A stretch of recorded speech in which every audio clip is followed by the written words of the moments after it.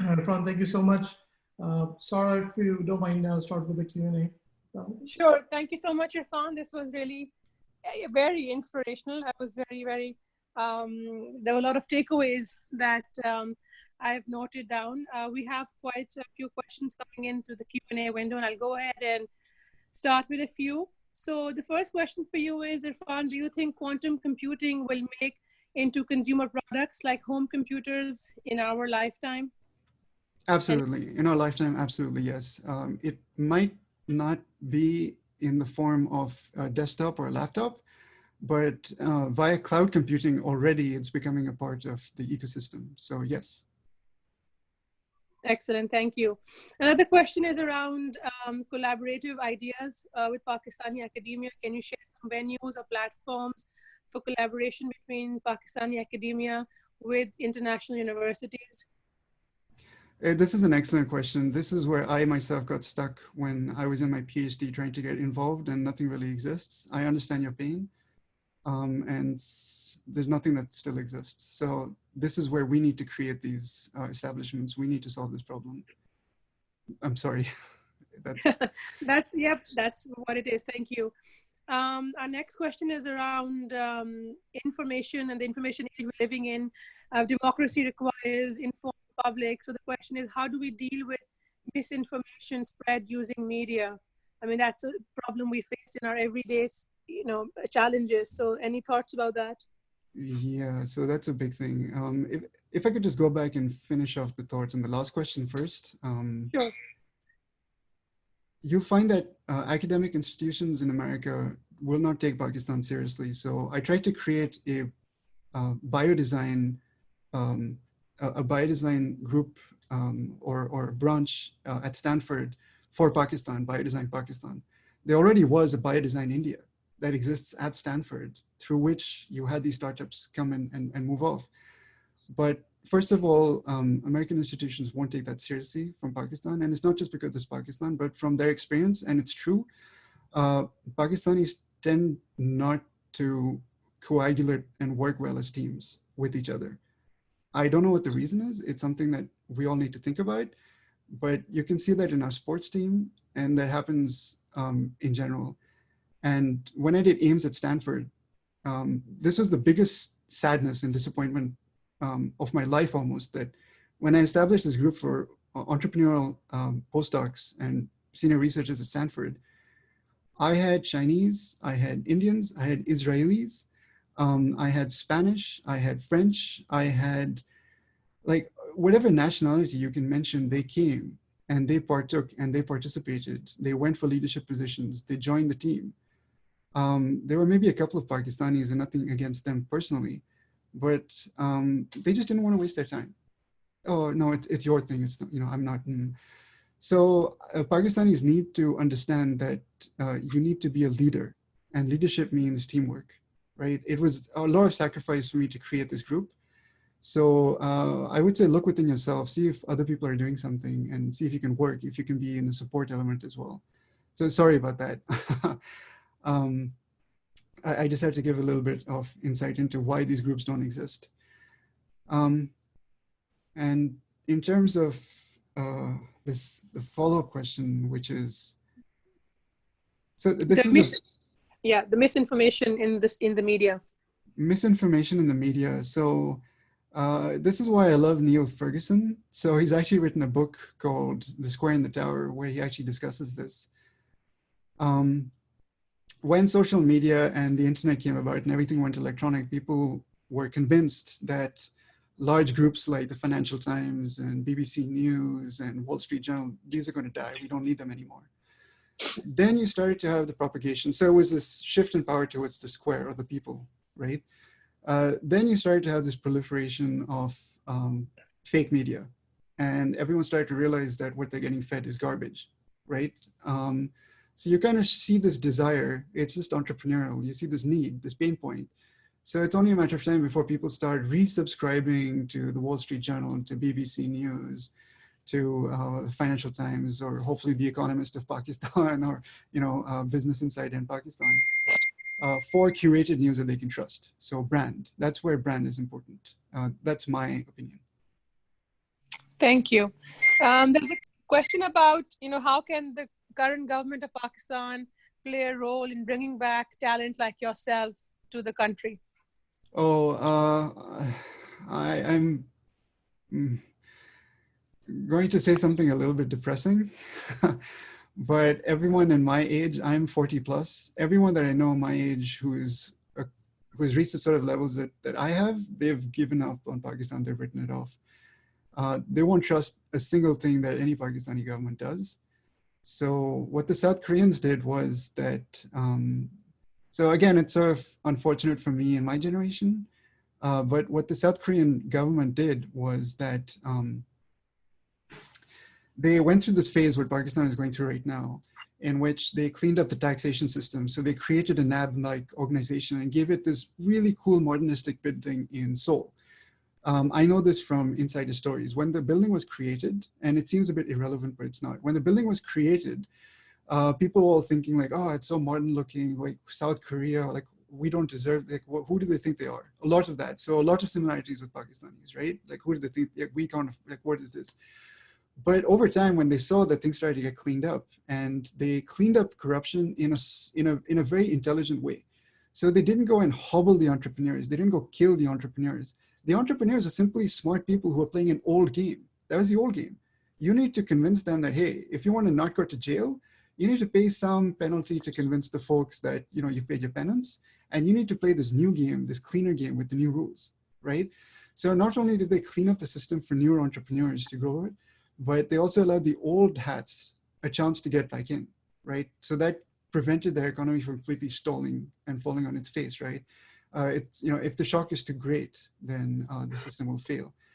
In addition to that, right? So this gives confidence to researchers, right? I don't want to work in a corrupt place because, oh my God, when a nation is corrupt, the first heads to go are the intelligent heads, right? Anyone who could speak up against you, those are the ones who you'll try to cut off and throw to the side. And if you're intelligent, you know this, you see this, it's in history. So that's the first thing they did, was demonstrate that there's no corruption, right? Second thing they did was they created institutes like KAIST. So if you look at KAIST in Korea, they created this institute purely technical, where they give these incredible offers, competitive to US salaries. They offered them to young professors, young postdocs, young researchers. So come back to Korea, you won't have to compete to be a professor at Columbia, suffer through all of that. Come back, you live in this brand new city, beautiful housing. You'll be able to travel the world. You have a fantastic pay package, right? So that's, those are the stories that Pakistan needs to look into and reproduce, is make it attractive. And it'll be hard to attract top talent, I think. If someone's an established archaeologist sitting in Yale, why would they come back? It's too hard a risk. So, but conversely, we are 20 years on from the Miracle on the 100. So we now have telecommunication.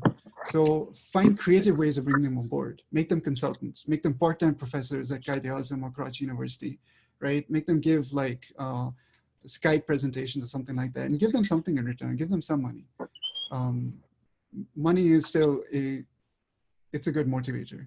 So I hope that helped. But thank you so much. We are at the top of the hour. Zahir, we have a few more questions lined up. I think it's possible for Irfan to reply to them offline. Is that possible through our series? Absolutely, but I don't see, Irfan, if that's okay with you, if we can go over maybe 5 more minutes and answer all the questions. Sure, I'm available, so no worries. Yeah. So thank you, Irfan. So I will make myself available for you guys. We really appreciate your time. So the next question was around the talent pool. Could you briefly touch on the talent pool, the entrepreneurial mindset, and the work ethics of the current 30-year-old and under in Pakistan? So I see there is a shift. The 30-year-old and under in Pakistan is a lot more optimistic, and they have a lot more of a global perspective of where Pakistan needs to be. So that's very different from my age. The younger generation, they want change. They don't want another round of Pakistan ek nazuk more se guzar raha hai, right? They don't want that. So it's very optimistic. In terms of entrepreneurship, there are many theories about why Pakistanis are so entrepreneurial, right? We're rule breakers. There's a joke about that. that, you know, the Americans went to the moon, and they thought they were the first. And then they looked around the bend and they saw there was a Chinese flag, and they were like, oh, how did you, you know, so they went to the Chinese and said, how did you get here? Said, oh, we stood man on man, right? Teamwork. They said, oh, that makes sense. You know, okay, so, you know, congrats, you're the first ones here. And then they saw in the distance the Pakistani flag. And they said, you know, how, you know, so they went over to the Pakistanis and they said, how did you get here before the Chinese? And they said, oh, we're Pakistanis. We break all rules. So it's a joke that my mother used to love telling me, but it can be used in a bad way and a good way. The good way is we challenge everything. We challenge rules. We question everything. It could be that Pakistan was created with deep pockets of necessity, and necessity is the mother of innovation. But my take is that in addition to that, Pakistanis have this, they just enjoy finding other ways of doing things. They get bored. And so from that perspective, I think Pakistanis have this natural talent to understand and figure things out and always question things and be like, really, is it this, is it that? And it comes across in the West as impertinence. But if you grow up in Pakistan, you just understand that they're trying to keep themselves amused with the subject while they're questioning it. So if we can cater to that, I do see deep talent pools that exist. I saw them in my generation, and I saw them go on to do great things. But unfortunately, I do not have direct connections with 30-year-olds or under within the sciences in Pakistan, other than whatever I've managed to maintain or create through Portal to Pakistan. Okay, thank you so much, Irfan. And I guess our last question is, in your estimation, with first things first in mind, what are the changes needed to help set up industries in Pakistan, especially in the short term?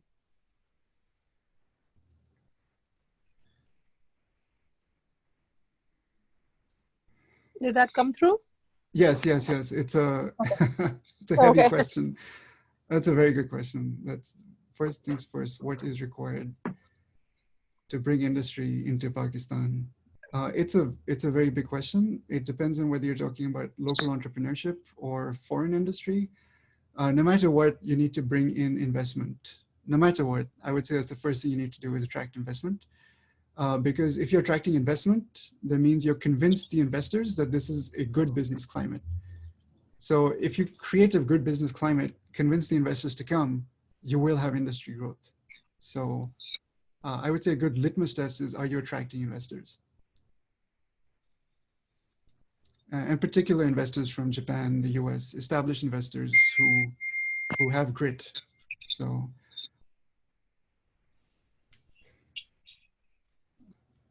Okay. That was a very short answer, sorry. Yeah. Thank you. I think, Taha, you have one question that you want to ask live? Yes, I do have one question, Mr. Irfan. How far and long do you think China's dominance and the notion of being the Silicon Dragon will last? And is it particular that for Pakistan, especially in this economic boom, is it the tip of the iceberg for their economic stability?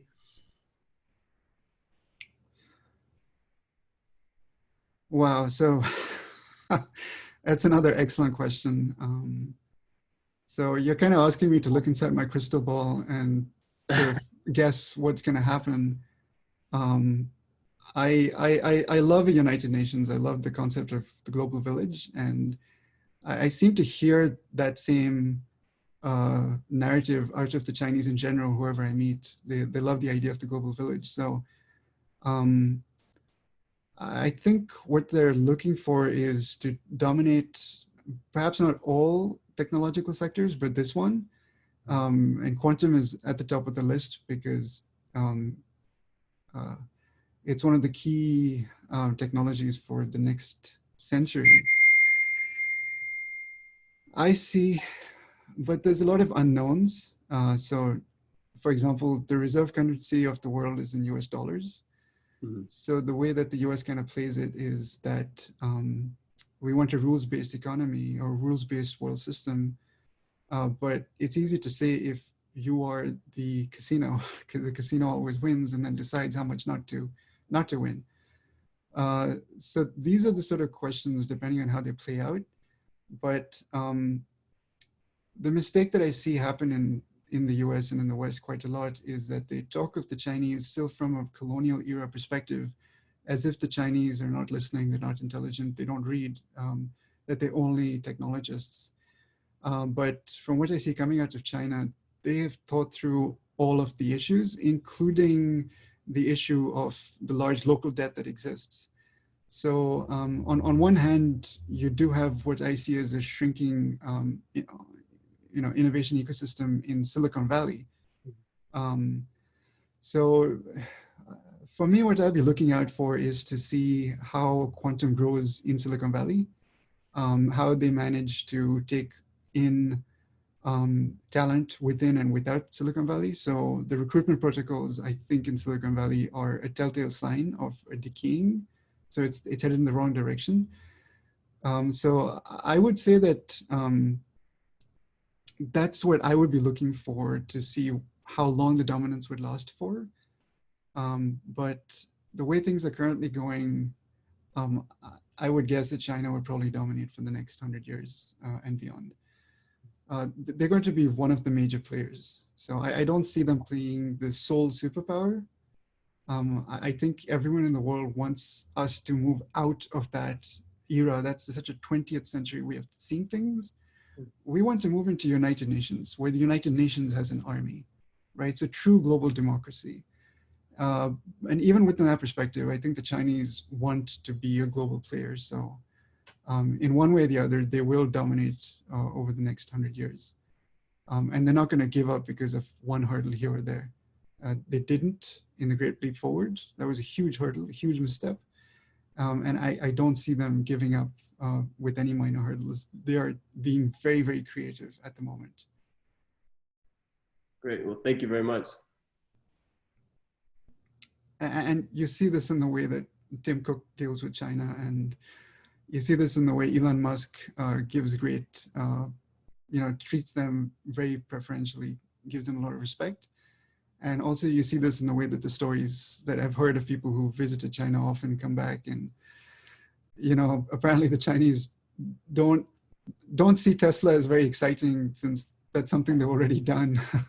They've electrified their motorcycles and their cars. So they sort of see America as lagging already in some respects. So we live in a very interesting world. And I'm hoping that within the next few months, not the next few years, Pakistanis, for the first time in history, will be able to take out their passport and say, yes, I'm Pakistani.